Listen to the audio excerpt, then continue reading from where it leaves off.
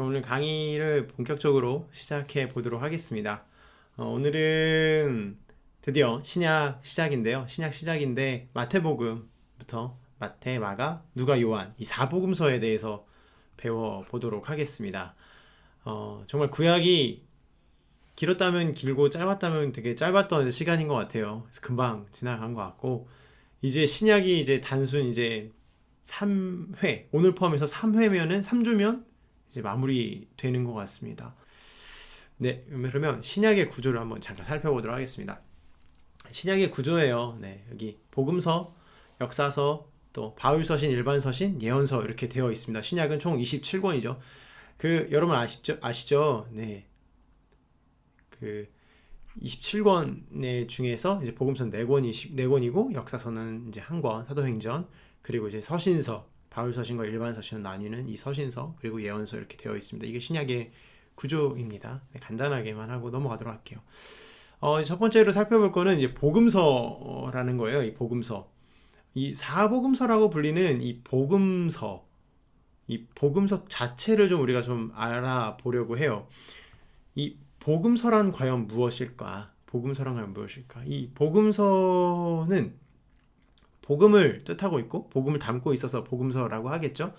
이 네이버 사전을 보면 이 첫 번째로 기쁜 소식이라고 이야기하고 있어요. 기쁜 소식. 두 번째는 예수의 가르침, 예수에 의한 인간 구원의 길.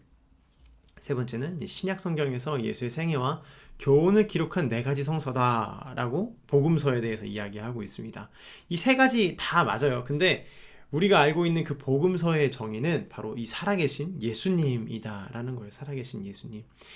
조금 더 신학적으로 또 복음적으로 정리를 하는 거죠. 누가 그래서 복음서는 무엇이냐라고 물어봤을 때 살아계신 예수님이다 라고 대답하면 될 것 같아요. 이 복음서를 이해하기 위해서는 이 당시의 상황을 좀 이해하는 것이 굉장히 중요한 것 같아요. 왜 그러냐면 이 복음서는 역사적 사실을 기록한 역사 기록물이 아니기 때문에 그렇습니다. 이 복음이라는 것을 예수님께서 구두로 전파하셨어요. 자기 자신이 오셔서 자기 자신 설교를 하신 거예요. 이 설교라는 것이죠. 그것을 정리해서 기록한 것이 이 복음서라고 봤을 때 이 성경에서 이 복음서가 역사서로 분류가 되지만 완전한 역사서는 아니다라는 것이죠. 뭐 조선왕조실록이라든지 이 나라의 모든 일을 세세하게 적어 놓은 그런 역사서가 아니다라는 거예요. 물론 이 역사적 배경이나 시대적 상황을 따라 작성되었지만 우리에게 이러한 그때 당시의 역사적 사실이나 배경을 알려주기 위해 기록된 것이 아니라 이 예수 그리스도라는 인물에 대해서 그 인물이 무엇을 말하고 있는지에 대해서 설명하고 있는 것이죠. 만약에 이 사복음서가 역사서라면 예수님에 대한 인물에 대한 정보가 정말 놀랄 만큼 부족하다라고 이야기하고 있어요. 너무나도 빈약하다. 네. 그럼에도 불구하고 그럼 우리는 이 복음서를 그럼 역사적 가치를 무시해야 하는가? 그렇지는 않습니다. 그렇지는 않고요. 단지 우리의 관심이 어디에 있느냐가 굉장히 중요한 일인 것 같아요. 그 시대를 살았던 예수님의 행적, 말씀, 또 복음 그 자체, 그것들을 통하여서 우리가 어떻게 살아야 하는지 오늘 한번 같이 배워보도록 하겠습니다. 마태, 마가, 누가, 요한은 예수님이 누구신가를 기반으로 1차적인 청중에게 설명을 하고 있는 거예요. 마태, 마가, 누가, 요한이라는 각각의 이 저자가 이 각각의 쓴 대상이 다르기 때문에 그래요. 아까 이제 가연자매님이 그러셨는데 마태복음 읽고 마가복음 읽으니까 똑같은 내용 또 읽는다고 이야기 말씀하셨어요. 근데 이제 오늘 이제 우리가 왜 이 똑같은 내용을 4권으로 분류해서 작성했는지에 대해서 배우고 또 시대 상황을 또 이해하고 왜 그렇게 썼는지를 이해하게 되면 그 읽어 내려가는 그게 조금 달라질 거라 좀 생각합니다. 역사적 배경을 좀 살펴볼게요. 윤식 목사님께서 중간사 얘기 되게 많이 하시는데 중간사를 잠깐 정리 한 번 더 할게요. 이 말라기의 배경은 페르시아 제국으로 끝나요. 말라기가 끝나는 배경이 페르시아 제국이에요. 근데 이 마태복음의 시작은 로마 제국에서 시작해요. 이 중간에 약 400년, 260년간의 그 여백이 생기게 돼요. 그 사이에서 이제 페르시아 제국, 헬라 제국과 유대의 마카비 혁명이 일어나고 또 하스몬 왕조와 헤롯 왕조를 거쳐서 이 로마 제국의 유대 통치가 이루어지는 거예요. 그 북이스라엘이 망하고 남유다도 망하고 이 포로로 살던 이스라엘 민족들이 이 페르시아 제국의 정책에 따라서 70년 만에 포로 귀환이 이루어지죠. 그리고 흩어진 유대인들이 성전에 가지 못하는 대신에 각 마을마다 회당을 짓고 율법을 공부하며 살아가요. 이것이 우리가 알고 있는 디아스포라예요. 디아스포라. 이후에 헬라 제국이 260년간 이제 헬레니즘 제국에 전파해요. 헬라어를 사용하게 하고 헬라어 성경을 번역하여 이 70인역이라는 구약 성경을 만들어 세계에 전파시킵니다. 이 헬라 제국이 유대를 통치하면서 유대에는 이 마카비 혁명이 일어나게 되는데 그러면서 하스몬 왕조와 헤롯 왕조가 등장하게 돼요. 그러면서 우리가 알고 있는 사두개파와 바리새파와 에세네파가 등장하게 됩니다. 그러면서 마태복음이 시작이 되는 거예요. 네. 아주 짧게 정리했지만 이렇게 시작이 되는 거예요. 근데 그 사이에 이제 몇 가지들 조금 더 짚어보면서 이야기를 해보도록 할게요. 이 에세네파는 어떤 사람들인가? 이 쿰란 공동체라고 불리기도 하는데 이 쿰란 동굴 안에서 이 금욕 생활을 하면서 지냈어요. 그래서 성경에도 잘 등장하지 않아요. 워낙에 이제 폐쇄적인 문명에서 폐쇄적으로 생활했기 때문에 그래요. 이 사람들은 금욕주의의 생활을 했습니다. 근데 사실은 예수 그리스도 전하는 그 복음의 본질은 금욕과는 거리가 멀죠. 네, 간단하게 넘어갈게요. 바리새인. 여러분 잘 알고 있는 이 바리새인은 이 분리된 자라는 의미를 가지고 있어요. 율법을 철저하게 지키는 사람들이고 율법주의자였어요. 이들은 엄청난 세력을 가지고 있었습니다. 요세푸스에 의하면 1세기 예루살렘의 인구는 2만 5천 명이었다고 이야기합니다. 2만 5천 명 정도. 그 중에 바리새인이 6천 명이었어요. 엄청난 세력을 가지고 있는 사람들이었죠. 이들은 율법을 믿었지만 예수님을 알아보지 못했어요. 예수님 실제로 그 땅에 오셔서 메시아다라고 이야기했지만 전혀 알아보지 못했습니다. 그렇게 율법을 잘 아는 사람들이었지만 사두개인은 그럼 어떤 사람들일까요? 이 사두개인들은 모세 오경만 받아들이고 정치와 종교와 경제에 큰 영향력을 행사하는 지배층이었어요. 지식층이었고 지배층이었어요. 이 귀족들로 구성되어 있었어요. 이들은 부활을 믿지 않았습니다. 이 반면에 바리새인들은 부활을 믿었어요. 이 메시아의 오심에 대해서 이 관심이 없던 사두개인들이죠. 철저하게 정치적이고 이 물리적인 현실주의자들이었어요. 이러한 사람들이 많이 있었다라는 것이죠. 또한 이 시대의 마술사라든지 어떤 신비한 종교들, 새로운 종교들, 또 철학 사상들, 영지주의 등 이 수많은 사상과 종교들이 존재했고 이 종교를 떠나서 여기 이때 당시의 사람들의 상은 윤리적인 삶으로부터 굉장히 멀리 떨어져 있었던 삶이었어요. 동성애라든지 이성 간의 난잡한 성행위, 이혼, 낙태, 유아살해, 특히 여아에 대한 여자 어린아이에 대한 살해가 굉장히 많았고 노예, 그 다음에 이제 심지어 이제 신성한 매춘이라 그래가지고 이제 신께 바친다 해서 매춘 등이 그 행위가 일어나는 일들이 굉장히 많았습니다. 이러한 상황 가운데서 예수님께서 오시는 거예요.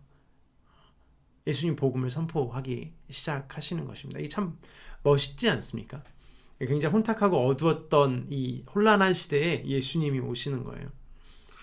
이제 복음서를 이제 각각 한번 뜯어서 살펴보도록 하겠습니다. 이 복음서를 살펴보기 전에 처음에 공간복음이라고 여러분 들어보셨을 거예요. 마태, 마가, 누가를 묶어서 공간복음이다라고 이야기를 해요. 이 공간복음 3종 세트라고 하는데 이 마태, 마가, 누가는 이 공간복음이라는 공통된 관점이라는 뜻의 공통된 견해를 가지고 작성된 복음서입니다. 예수 그리스도의 생애와 사역에 대해 이 전반적인 내용이라든지 표현이라든지 방법이라든지 문체 등이 굉장히 유사성을 가지고 있어요. 이 유사성을 가지고 있기 때문에 굉장히 비슷해요. 네, 비슷해요. 실제로 이 퍼센테이지를 좀 보면 이 마가복음이 복음서 중에 가장 쉽고 이해하기 편하고 짧게 느껴지잖아요. 실제로도 굉장히 짧고요. 근데 이 마가복음의 내용을 기반으로 이 다른 두 공간 복음서에 굉장히 많은 퍼센테이지로 일치합니다. 어떻게 일치하냐면 마가복음 내용 가운데 93% 정도가 마태와 누가복음과 일치하는 것을 볼 수 있어요. 그러니까 당연히 가연자매님이 마태복음 읽고 마가복음 읽으셨을 때 여기 계신 다른 분들 또한 중복된다라고 생각되는 게 당연하죠. 그럼 여기서 문득 드는 생각은 그렇다면 왜 똑같은 내용을 왜 다른 책으로 구분해서 기록했는가예요. 이 공간복음에서의 각 복음서는 어느 것이 맞다 안 맞다의 내용을 이야기하고 있는 것은 아니에요. 여기에 내용은 나왔고 여기에 내용은 안 나왔고 여기에 내용은 또 이렇게 표현됐고 저렇게 표현됐고 이 다른 표현들이 어느 것이 맞고 어느 것이 틀리다라는 그런 학문적인 이야기를 말하고 있는 것이 아니라 이 네 가지의 복음서, 아니 세 가지의 이 네 가지의 복음서, 지금 공간복음을 이야기하고 있지만 이 네 가지의 복음서가 모두 동등한 지위를 부여받았고 이 똑같은 내용을 반복해서 전달함으로써 예수 그리스도를 증거하는 데 목적을 두고 있다라는 거예요. 이 각 복음서로서의 완전한 완전성을 이야기하는 거예요. 서로 상호 보완하면서 상호 균형을 이루면서 이 대조 비교를 할 수 있게 되는 거죠. 그러면서 우리는 이 복음서를 이해하고 받아들일 수 있게 되는 것입니다. 무엇보다도 가장 중요한 이 공간복음의 각 차이점들은 이 쓰는 대상이 다르다라는 거예요. 글을 쓰는 대상이 다르다. 이 시각적 차이가 존재한다라는 거예요. 그럼 이제 마태복음부터 한번 살펴보도록 하겠습니다. 이 마태복음은 왕으로 오신 메시아, 이 예수님에 대해서 전하고 있어요. 누구에게? 유대인에게요. 다시요. 왕으로 오신 메시아의 이야기를 유대인에게 전하고 있는 거예요. 당시 사대에 유대인이라는 큰 틀이 존재했어요. 이 집단을 존재했는데 이 집단에 메시아를 소개하는 것이죠. 유대인들은 아시죠? 이 예수 그리스도를 인정하지 않는 사람들이잖아요. 그래서 예수님을 소개하면서 이 예수님이 메시아다라고 이야기하고 있는 것이요. 예수님이 당신들의 왕입니다 라고 소개하는 것이에요. 실제로 마가복음이 가장 먼저 쓰여졌지만 성경에는 마태복음이 가장 먼저 등장하는 이유 또한 그러한 이유예요. 예수님이 왕 되신 것, 가장 처음에 된 의미. 이 마태복음은 족보로 시작하는 특징을 가지고 있습니다. 네, 예수님의 족보가 아브라함 때부터 예수님까지 이 하향식 족보를 따라서 이루고 있어요. 마지막에 등장하는 최종이 예수님이다라는 것을 상징적으로 알려주고 있습니다. 또 하나 다른 점은 누가복음이죠. 이 누가복음에 또 예수님 족보가 나오는데 예수님 족보는 이 상향식 족보입니다. 이 마리아의 자녀 요셉의 아들인 예수님으로부터 하나님까지 올라가는 이 상향식 족보를 가지고 있어요. 마태복음의 족보는 아브라함 때부터 다윗을 통해 예수에게 이르는 족보를 기술하고 있죠. 아브라함부터 다윗까지 14대를 끊어요. 그리고 다윗부터 바벨론 포로 시대까지 14대를 또 끊고 바벨론 포로부터 예수님 때까지 14대를 다시 끊습니다. 14대가 3번에 반복돼요. 여기서 이제 14대라는 숫자를 강조하는 것은 바로 이 14라는 숫자가 다윗을 뜻하는 숫자이기 때문에 그래요. 예수님 다윗의 왕조, 그 족보에서 태어나신 거잖아요. 여자의 후손. 이 누가복음에 대해서는 여자의 후손이라고 이야기하고 있어요. 이 누가복음은 아까도 말씀드렸지만 상향식 족보잖아요. 요셉의 아들, 즉 예수님으로부터 위로 거슬러 올라가서 하나님까지 올라가는 족보예요. 시작을 예수님으로부터 시작해요. 근데 조금 더 디테일하게 보자면 마리아의 아들, 또 요셉의 아들, 마리아의 후손이라고 이야기하고 있어요. 이 여자의 후손이라는 게 굉장히 중요한데요. 이 다른 두 복음서인 마가와 요한에는 족보가 등장하지 않고 이 두 가지에만 등장해요. 나중에 후에 왜 누가복음이 여자의 족보로 시작되었는지도 설명하도록 하겠습니다.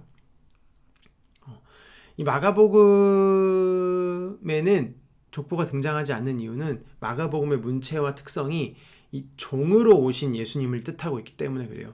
만약에 종으로 오신 예수님인데 족보가 등장한다. 이 종에게는 족보가 없잖아요. 네, 그런데 족보가 등장하는 게 굉장히 이상할 거예요. 또 요한복음에 등장하지 않습니다. 요한복음에 등장하지 않는 이유는 하나님의 아들로서 오신 예수님을 설명하고 있기 때문에 그래요. 하나님의 아들은 족보가 필요가 없기 때문에 그렇습니다. 이 너무나도 당연한 이야기지만 이게 실제 이유입니다. 이 마태복음에서 예수님의 어린 시절 이야기가 나오고 동방박사 이야기로 시작을 해요. 그리고 유대인의 왕으로 오신 이야기를 설명하고 있습니다. 이 마태복음을 기록한 마태는 예수님의 제자 중 세리라는 직업을 가지고 있었어요. 이 세리는 로마 식민 지배를 받았던 조국 이스라엘에서는 진짜 매국노. 왜냐면 이 포로 시대고 이 식민 지배를 받던 시대인데 그 식민 지배 받는 나라를 위해서 세금을 걷는 사람은 얼마나 밉겠습니까? 손가락질 당했던 사람이었어요. 하지만 예수님 그런 사람을 제자로 삼으신 것이죠. 이 마태복음을 썼던 세리였던 이 마태는 꼼꼼함으로써 이 복음서를 아주 잘 기록했어요. 마태복음은 1장부터 4장까지 예수님의 탄생을 기록하고 있고 5장부터 7장까지는 산상수훈의 말씀, 또 8장부터 9장까지는 예수님의 치유의 능력, 10장에는 12제자를 부르십니다. 그리고 그 부르신 자들을 천국에 대해서 교육하시고 천국 백성을 어떻게 살아가는지에 대해서 11장부터 18장에 설명하세요. 그리고 천국 백성의 가치 기준에 대해서 설명해 주십니다. 천국 백성의 가치 기준에서 이제 말세의 대비책, 심판과 종말, 예수 그리스도가 십자가에 달리는 사건들을 설명하십니다. 그리고 예수님의 십자가 부속과 부활, 그 천국 복음의 완성을 마지막으로 이 마태복음을 정리할 수 있어요. 1장에서는 이 이사야와 미가의 말씀으로, 2장에서는 이방인과 동방박사의 경배로, 이 3장에서는 세례요한과 하나님이 내 사랑하는 아들이라고 말씀하신 것으로, 그리고 또 4장에서는 심지어 사탄이 내가 만일 하나님의 아들이거든 이라고 말하면서 이 세 가지 시험을 하시죠. 그것들이 천국 복음에 대한 예수님의 증거 사건이라고 볼 수 있어요. 이러한 천국 복음의 핵심은 예수 그리스도가 다시 오심, 임마누엘의 하나님이 우리 안에 들어온다라고 이야기하고 있는 것입니다. 유대인들에게 이러한 것들을 설명하고 있는 거예요. 너희는 지금 예수님 인정하지 않지. 근데 예수님 이렇게 오셨고 예수님 이렇게 메시아적 사람을 가지고 오셨어. 이렇게 설명하고 있는 거예요. 천국에 대해서 이야기하고 있는 것이고요. 그러면서 이제 5장 7절에 산상수훈의 말씀처럼 살아가야 된다고 유대인들에게 이야기합니다. 그리고 병 고치는 능력이 8장 9장에서 알려줘요. 집중되어 있어요. 5장 7장에서 천국 백성으로 어떻게 살아가야 되는지 말씀하시고, 병 고침의 문제를 8장 9장에서 이야기하시고, 천국 복음의 핵심은 죄를 용서받는 것이다 라고 이야기하는 것입니다. 네. 이렇게 이야기하고 있는 거예요. 천국 백성의 삶이 18장 이후에 나오거든요. 18장 이후에 1만 달란트 빚진 자의 비유처럼 용서하고 사랑하고 축복하며 살아가는 인생이다 라고 설명하고 있습니다. 이 천국 복음을 전한다는 것은 천국이 있다는 것이고 지옥도 존재한다라는 거예요. 이 당시대 사람들, 즉 유대인들에게는 굉장히 충격적인 이야기였을 거예요. 굉장히 마태복음은 문체 자체도 유대적으로 사용했어요. 뭐 예를 들어 이제 조선시대 말이라고 표현할게요. 조선시대 말로 작성됐다라고 표현할 수 있는 거예요. 그래서 이 사람들에게 이 예수님 믿지 않았던 유대인들, 이 바리새인과 이 사두개인과 SNF파들, 이런 사람들에게 예수 그리스도가 복음이라는 것을, 메시아라는 것을 이야기하고 있는 것입니다.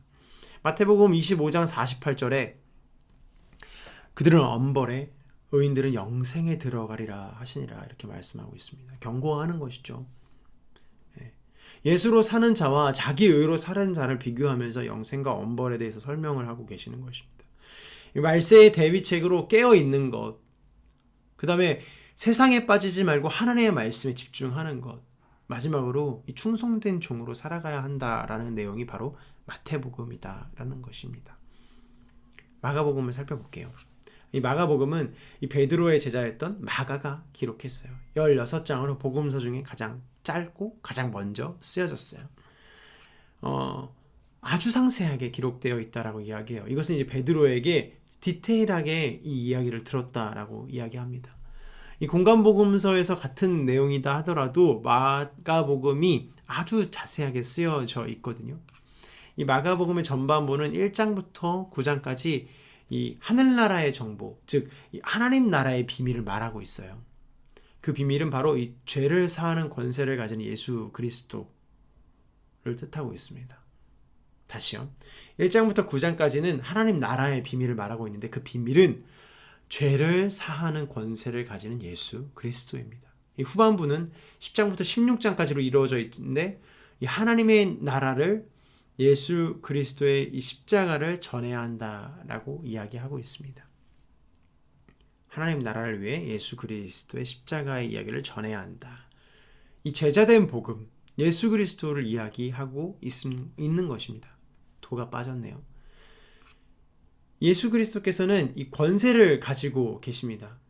이는 이 예수 그리스도가 하늘과 땅의 모든 권세를 가지셨고 이 죄사함의 권세를 가지셨다라는 사실이죠. 하나님은 이 자연세계와 영적세계 또 이 물질세계를 지배하는 분임을 분명하게 설명하고 있어요. 우리가 사람 낚는 어부가 되게 하여 한다라고 말씀하시잖아요. 또 만민에게 복음을 전파하는 사명을 가진 예수님의 제자로 살아가야 한다라고 이야기하고 있잖아요. 그러한 것처럼 이 마가복음에서는 예수님이 권세를 가졌다. 그리고 우리는 그 권세에 가진 자의 제자로 살아가야 한다라고 이야기하는 것입니다. 이 마가복음의 핵심 구절이에요. 때가 찼고 하나님 나라의 때가 왔으니 회개하고 복음을 믿으라. 마가복음 1장 15절의 말씀이죠.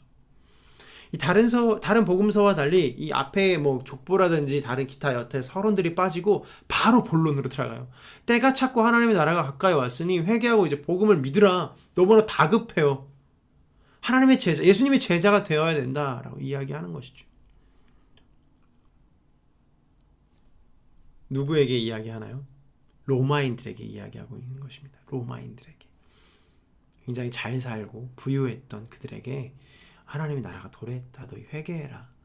아까 이야기했었죠. 어떤 시대였는지 굉장히 혼탁하고 혼란하고 죄가 많았던 시대들. 문란했던 성행위들, 동성애들, 살인, 그러한 혼란했던 시대들 가운데 외치고 있는 겁니다. 회개하고 복음을 믿으라. 예수님의 권세는 무엇일까요?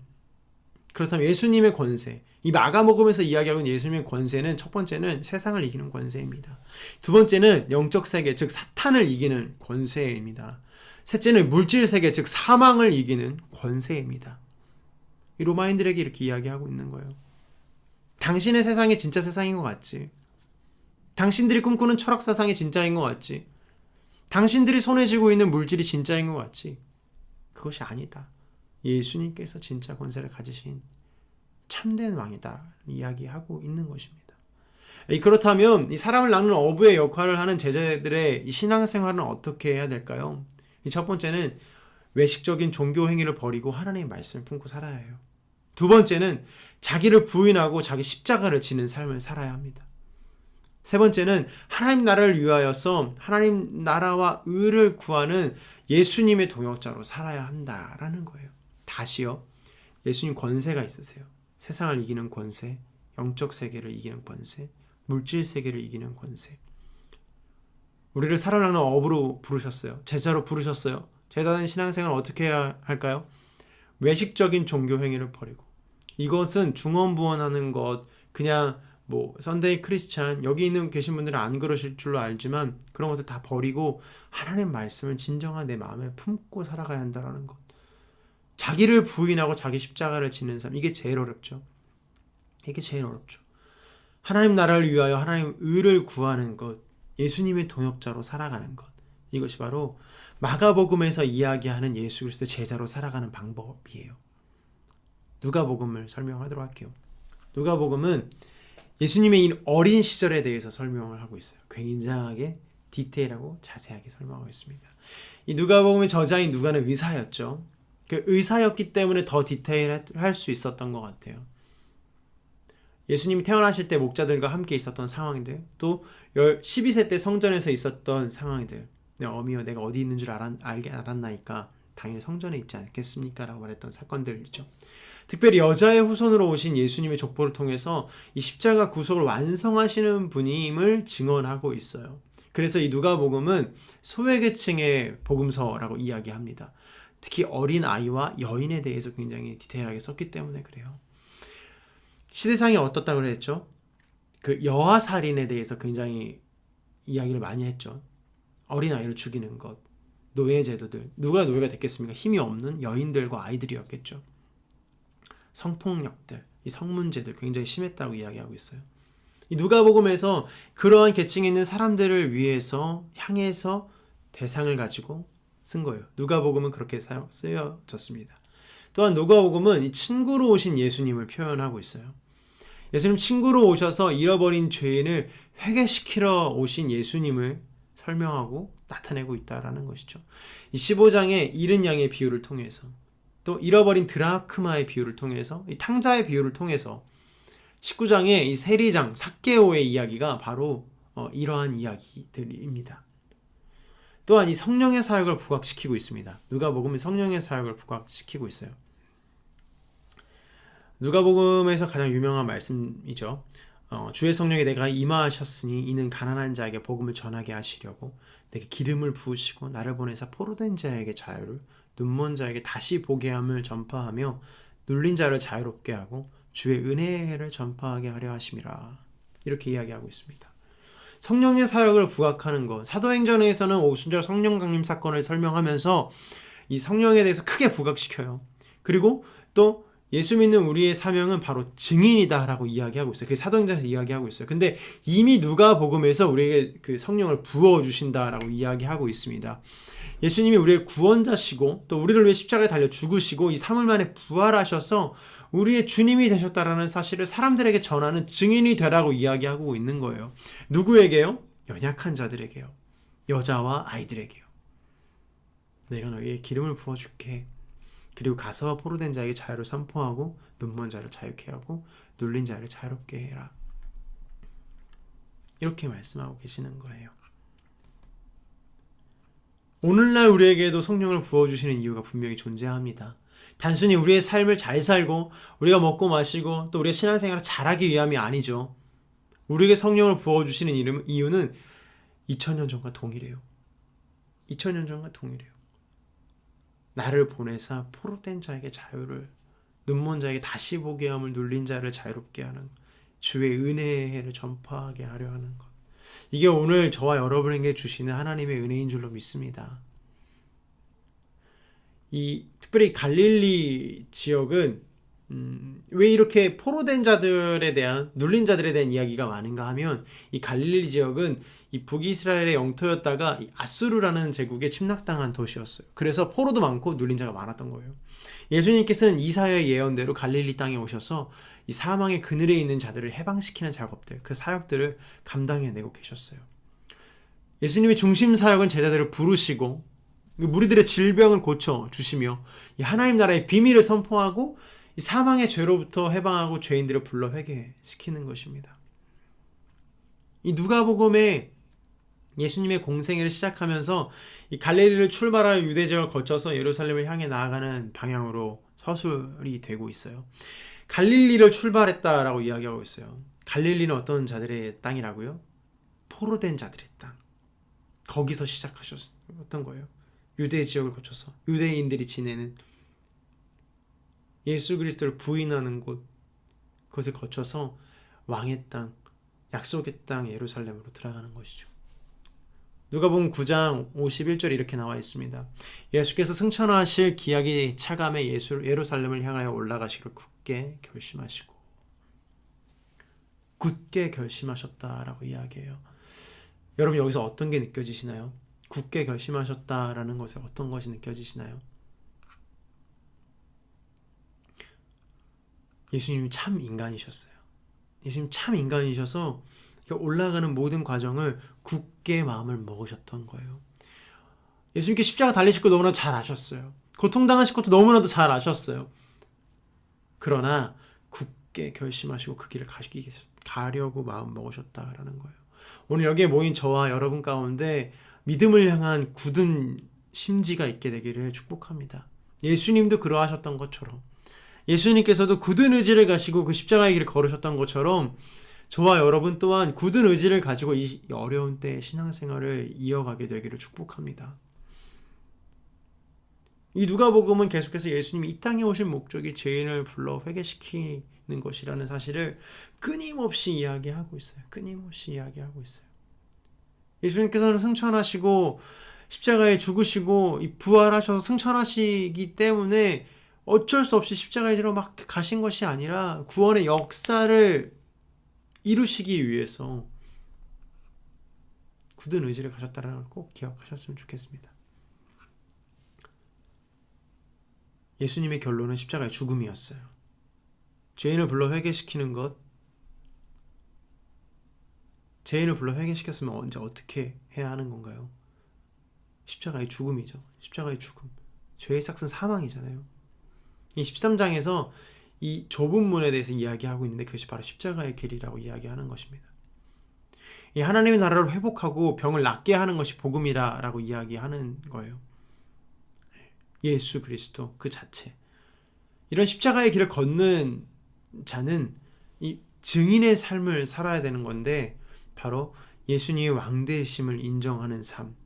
그것이 바로 증인의 삶이라는 것입니다. 누가복음은 이렇게 정리할 수 있어요. 이렇게 이야기할 수 있습니다. 연약한 자들에게 예수 그리스도의 복음을 이야기해요. 기름을 부어주시고 눌린 자를 자유롭게 하라고 이야기하십니다. 그리고 그 길을 같이 걷게 하시고 좁은 문으로 인도하시고 굳은 심지로 십자가의 길을 걷게 하세요. 그리고 증인된 삶을 살아라라고 이야기하십니다.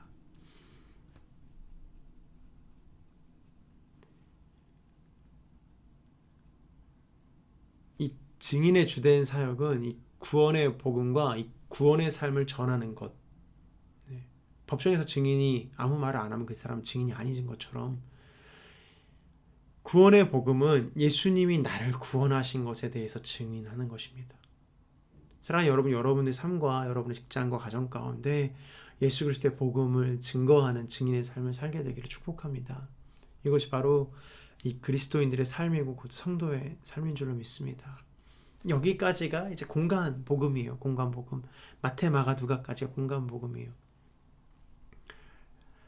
공간 복음서가 예수님의 인성을 강조한 책이라면 요한 복음은 예수님의 신성을 강조한 책입니다. 예수님 이런 사람이야.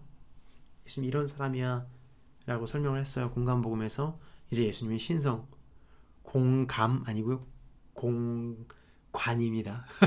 아름자매님. 공관. 네.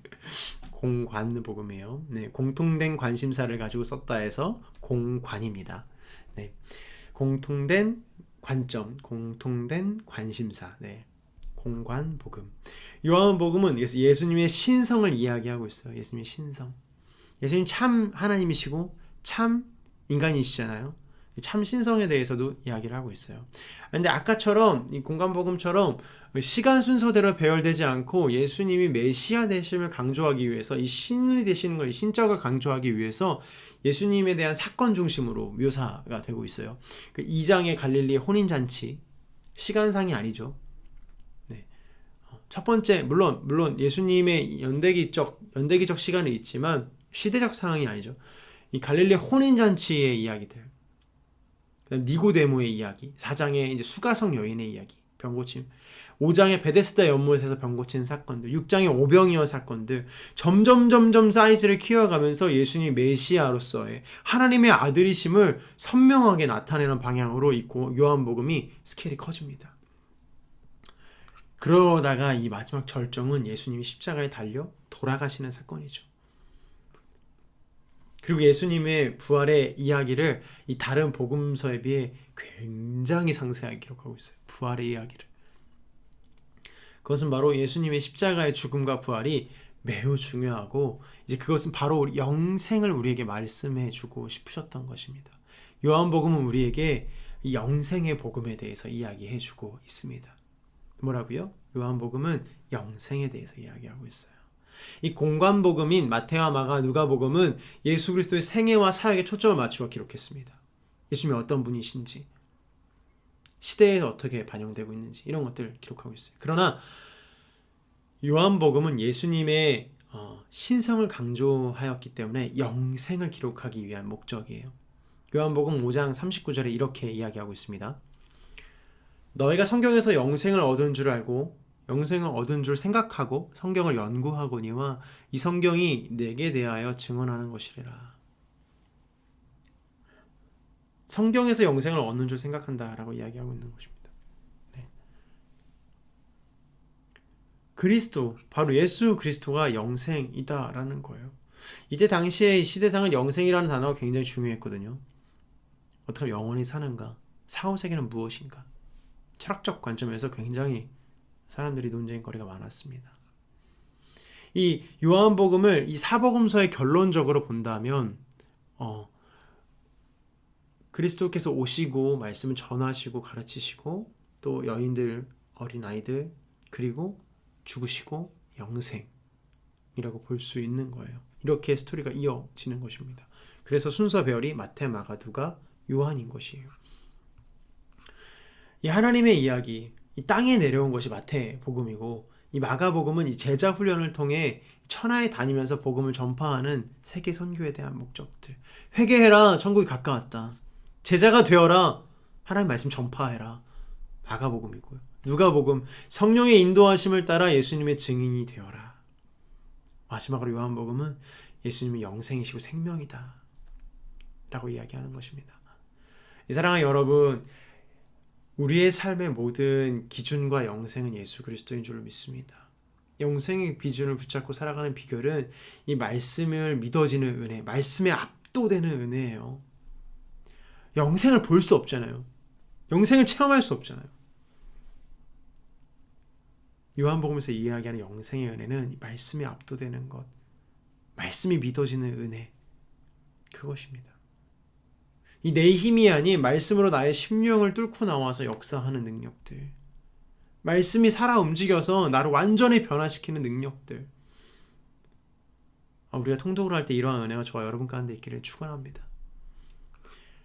이 말씀으로 가득 찬 사람은 흔들릴지언정 넘어지지 않잖아요.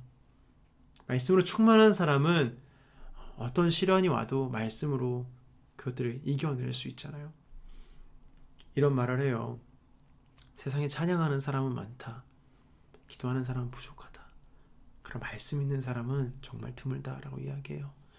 저와 여러분이 이 90일의 기적을 하면서 이 말씀을 계속 공부하고 말씀을 깨닫고 말씀을 위해서 노력하고 애쓰는 시간이 정말 귀한 시간이에요. 여기에 오신 이제 여러분들 한 분 한 분이 정말 그 말씀 가운데 푹 빠지게 되는 은혜가 체험하게 되기를 축복합니다. 요한복음 11장 25절에서 26절 이렇게 나와 있어요. 나는 부활이요 생명이니 나를 믿는 자는 죽어도 살겠고 무릇 살아서 나를 믿는 자는 영원히 죽지 아니하니 이것을 내가 믿느냐. 이 죽은 자를 살리신 이유는 하나님께로부터 세상에 보내심을 받은 명령이 영생이었기 때문에 그래요. 예수님의 영생의 목적을 성취하기 위해서 이 하늘의 미랄로 썩어지듯이 죽으셔야만 했어요. 우리는 예수님 때문에 구원받고 영생을 얻게 된 것입니다. 이러한 요한복음은 영생의 비밀을 가지고 예수 그리스도와 다시 하나님 아버지께로 돌아가시는 예수 그리스도를 이야기하고 있는 책입니다. 예수님께서 보혜사 성령을 보내시겠다고 말씀하시고 이 승천하신 후에 성령으로 인해 우리 안에 다시 오시겠다고 말씀하시는 것, 그리고 우리 안에 임마누엘 하시겠다라는 것, 신비한 구원을 성취하기 위해서 예수님께서 오셨다라는 것, 이것들을 기억하시면서 요한복음을 읽으시면 더 좋을 것 같습니다. 요한복음의 잠깐 짧은 개요를 설명하자면 이 전반부 1장부터 12장까지는 예수님이 공생의 3년을 해당하는 기간을 이야기하고 있어요. 하지만 이 후반부 13장에서부터 21장까지는 일주일 미만의 아주 집약도 있는 이야기예요. 예수님은 일주일 중에 이 최후 만찬이라는 이 목요일 저녁에 짧은 시간에 가장 많은 말씀을 하셨어요. 요한복음 16장이 성령의 본질에 대해서 이야기하고 있는데요. 이 성령의 본질적인 등장과 회귀는 사도행전에서 이야기하고 있지만 이 성령의 본질은 요한복음 16장에 잘 나타나 있습니다. 성령으로 하지 않고는 누구도 예수님을 주님이라고 시인할 수 없는 거예요. 그 이야기를 하고 있습니다. 이 사람이 성령의 인도하심을 따라 살지 않으면 육신의 소욕을 따르게 살게 돼요. 네, 자꾸 자고 싶고 먹고 싶고, 뭐 자는 게 먹는 게 나쁜 게 아니라 게으르고 또 육체의 소욕을 따라 살아가기도 하고, 육신의 생각은 하나님을 부인하고 예수님을 대적하게 만들어요. 정욕적이고 세상적인 것이죠. 우리는 이 진리의 영인 성령님을 따라서 순종하며 살아갈 때 이 생명의 길로 인도받게 됩니다. 이 십자가에서 베푸신 사랑은 생명의 신비를 성취하게 되고요. 이 만왕의 왕이신 예수님의 죽음은 이 한 사람의 생명이 되었어요. 이 만왕의 왕이신 예수님의 부활은 한 사람의 영생이 되었어요. 이 부활하신 주님은 우리를 종이라 부르시지 않으시고 친구로 부르시고 찾아오셨다라는 거예요. 베드로에게 말씀하셨듯이 내가 이 사람보다 나를 더 사랑하느냐라고 예수님께서 여러분들에게 부르신다면 우리는 가슴에 손을 대고 내 하나님, 내가 하나님 사랑합니다, 예수님 사랑합니다 라고 고백할 수 있는 성령 충만한 삶으로 살아가게 되기를 축복합니다. 결국 복음서는 예수님의 짧은 공생애를 통하여서 세상을 변화시킨 이야기거든요. 그 짧은 변화시킨 공생애를 통하여서 우리가 아직도 예수님을 믿고 있는 거고 알 수 있는 거잖아요. 그러니까 지금 이 시대에 이제 사도행전으로 넘어가게 돼요. 다음 주에 사도행전 넘어가게 돼요. 어떻게 이제 살아야 하는가? 대해서 설명하게 될 텐데, 바울 서신을 거치면서 또 알게 될 텐데, 저 여러분이 계속해서 이제 2주차 남았는데 그 남은 시간 가운데 하나님의 은혜에 푹 빠지게 되는 귀한 시간 되기를 축복합니다.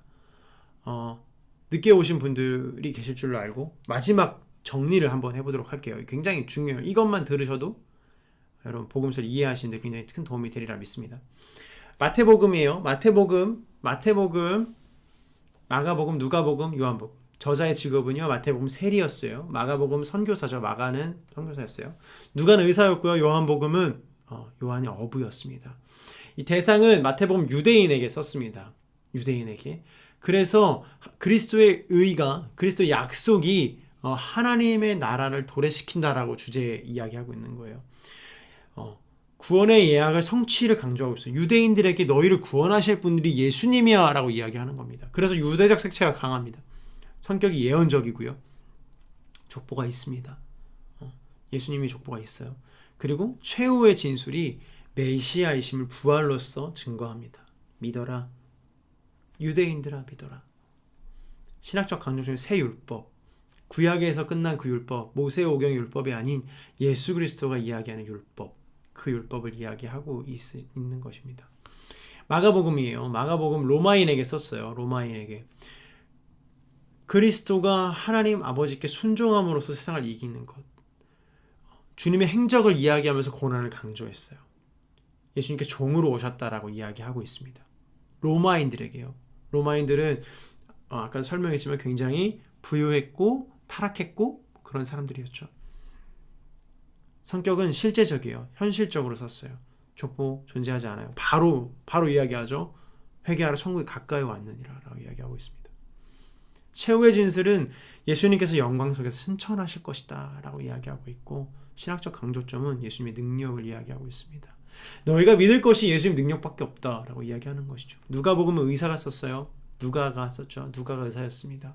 헬라인에게 썼습니다. 그리스도가 완전한 인간의 모습으로 하나님과 인간 사이의 중보자가 되셨다. 연약한 자들에게 중간에서 하나님과 인간 사이의 중보자가 되십니다. 그들에게 성령을 부어주시고 이 소외 계층을 향한 복음서라는 것. 역사적, 사실적으로 썼습니다. 누가가 굉장히 디테일하게 사실적으로 썼다라는 거죠. 족보 있습니다. 최후 진술은 남겨진 자들에게 성령을 약속했다라는 것입니다. 남겨진 자들에게 성령을 약속했다. 신학적 간접점은 예수님의 은혜를 이야기하고 있습니다. 요한복음 어부죠. 저자가 어부예요. 온 세상 사람이에요. 자, 여러분 잘 보세요. 복음이 들어왔어요. 복음이 유대인으로부터 로마인으로부터 헬라인으로부터 온 세상 사람까지 점차적으로 커져서 이야기하고 있죠. 점차적으로 커지는 걸 발견할 수 있어요. 그리스도의 신성 이야기하고 있고요. 믿음의 당위성을 이야기하고 있습니다. 이 사랑과 표정을 굉장히 많이 강조하고 있어요. 네, 사랑에 대해서 굉장히 많이 이야기하고 있습니다. 가장 영적이고 신학적이고 또 말씀적이에요. 유일하게 이제 성육신에 대해서 이야기하고 말씀에 대해서 이야기하고 있습니다. 보혜사 성령을 강조하고 있습니다. 성격이 영적이고요. 족보가 없죠. 재림을 약속하십니다. 네, 승천하셨다가 예수 그리스도 다시 오신다. 우리 안에 오신다. 그래서 예수님의 영광을 이야기하고 있습니다. 마태복음부터 요한복음까지 이렇게 정리할 수 있는데요. 여러분 안에서 마태복음부터 이제 마태 마가 읽으셨고 이제 누가 요한 읽으시고 이제 계속 읽으실 텐데, 복음서에서 이야기하는 예수 그리스도의 사랑이 저와 여러분 가운데 체화되기를, 느껴지게 되기를 축복합니다. 그리고 이 표는 제가 한번 올려드릴 테니까 이거 보시면서 어떤 마음으로 썼는지를 생각하시면서 이 사복음서를 읽으면 더욱더 도움이 될 것 같습니다. 오늘 강의는 그럼 여기까지 하도록 하겠습니다. 제가 기도하고 마치도록 하겠습니다. 기도할게요. 사랑이 많으신 하나님 감사합니다. 오늘 신약 첫 시간 사복음서를 함께 살펴봤습니다. 예수님께서 이 땅 가운데 오셔서 복음을 전파하게 하시고 또 우리 가운데 생명을 주시고 십자가에 못 박혀 돌아가셔서 우리를 회개케 하시는 주님, 주님 안에서 우리가 그 십자가의 사랑을 우리의 몸속으로 또 우리의 마음속으로 체화할 수 있게 되기를 주님 간절히 소망합니다. 주님께서 함께 하실 때 우리가 말씀을 읽을 수 있고 주님께서 역사하실 때 우리가 그 말씀이 우리 삶 가운데로 나오는 역사가, 우리 삶을 완전히 변화시키는 역사가 있는 줄로 믿사오니, 이 남은 모든 90일의 여정 가운데 주님 함께 하셔서 성경을 읽고 듣고 또 경험하는데 조금 더 부족함 없는 여기에 모인 사람들 될 수 있게 도와 주시옵소서. 감사드립니다. 살아계신 예수님의 이름으로 기도합니다. 아멘.